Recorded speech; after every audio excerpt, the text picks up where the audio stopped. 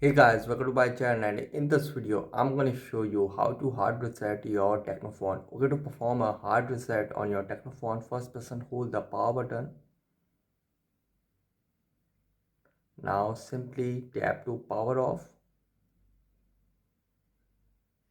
Okay, now it is successfully power off. Now press and hold the power and volume up button together. Just press and hold it, and when the Tecno logo appears, release the power button and keep pressing the volume up button, and now release. And here you can see it will send you in Android recovery mode. Here volume keys to move up and down and power button to confirm. So here go to wipe data factory reset.